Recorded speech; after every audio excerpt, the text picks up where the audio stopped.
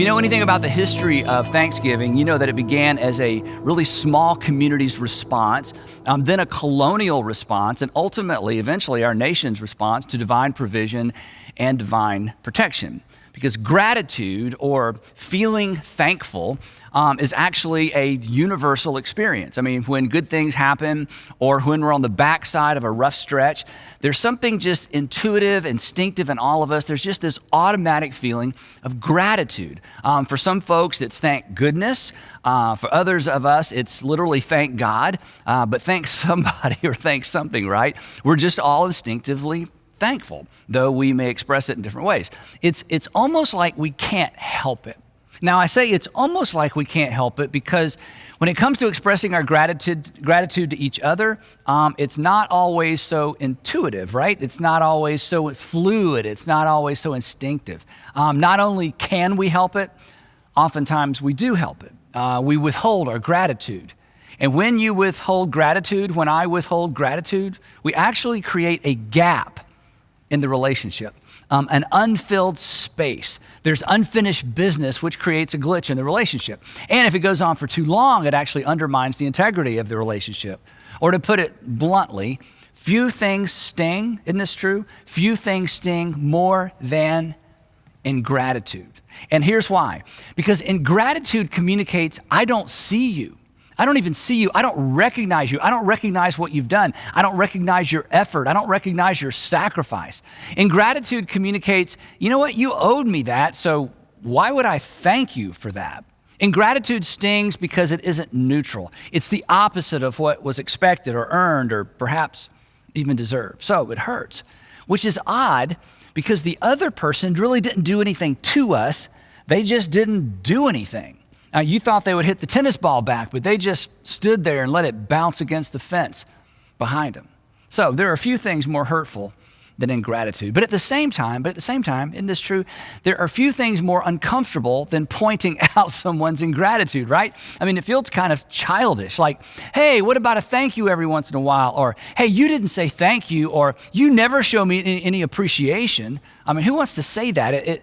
To say that makes us feel small and insecure. Not to mention, when you say that, the other person says, wait a minute, oh, I'm so sorry.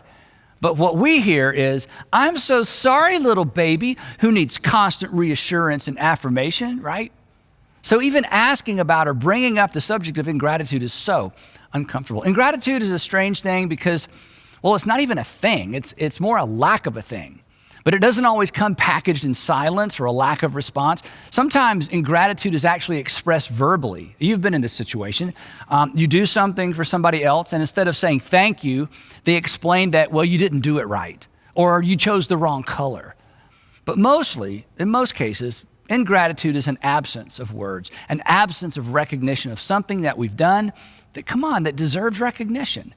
The other odd thing about ingratitude is this. It looms large when we're the victim. I mean, it's all we can see when somebody has been ungrateful.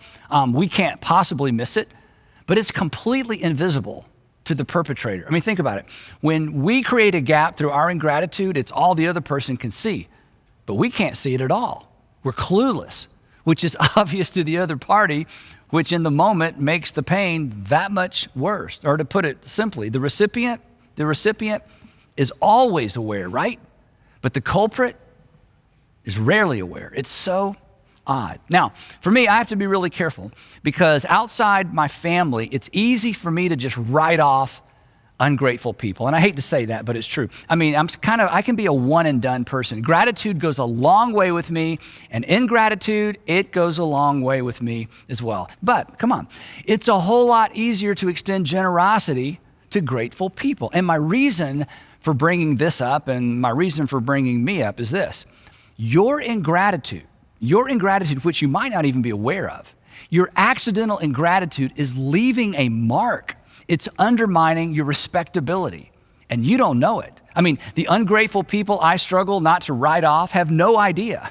The people who've written you off because of your ingratitude, you have no idea. And if you're not family, they're not going to tell you. They just move on. Because, and this is the point of today's discussion, unexpressed gratitude, think about it, unexpressed gratitude is actually experienced by the other person as ingratitude. Unexpressed gratitude is experienced by the other person as the opposite of what we convince ourselves we really feel and we really think. Through the years, I've met with lots of men in particular who are super busy and find themselves a little bit alienated from their families and their children. And here's the advice I always give them. I say, look, you love your kids in your heart, but you don't love your kids on your calendar. And the calendar is what counts. The calendar is what connects. The calendar is what communicates what you feel. And the same goes for gratitude. It's the expression of gratitude. It's the expression of gratitude, not the emotion that completes the circle, that closes the gap, that maintains the connection. Or to put it another way, gratitude and ingratitude are relationally determinative. This is so important. Gratitude and ingratitude actually determine how much of you're willing to entrust to someone else, and it determines how much he or she is willing to entrust to you. Because when you feel taken for granted, when we feel taken for granted, we instinctively, it's not a decision, we instinctively withhold part of ourselves in order not to be hurt. Again, gratitude and ingratitude are relationally determinative. They determine something about the relationship. Or think about it this way. Our hearts, and you've experienced this, our hearts actually gravitate toward recognition and gratitude. It's not a decision, it's a response. If you're married or if you're in what you hope to become a permanent relationship, here's a tip. This is so important. Don't let anyone out-grateful you. What I mean by that is be the most grateful person in your loved one's life, because our hearts, their hearts, gravitate toward recognition and gratitude. So if you want the heart of your child or your spouse or an employee or associates, if you want their heart, express gratitude. You want to be surrounded by people who just do what they have to do to get by? Withhold it. Take them for granted. They get a paycheck. It's my husband. She's my wife. This is what they signed up for. This is what they're supposed to do. You may keep their hands, but you will never have their hearts. They may stick around, but the relationship will eventually be void of intimacy. Last observation is this. Unexpressed gratitude may indicate an inflated view of self. And here's why I say that.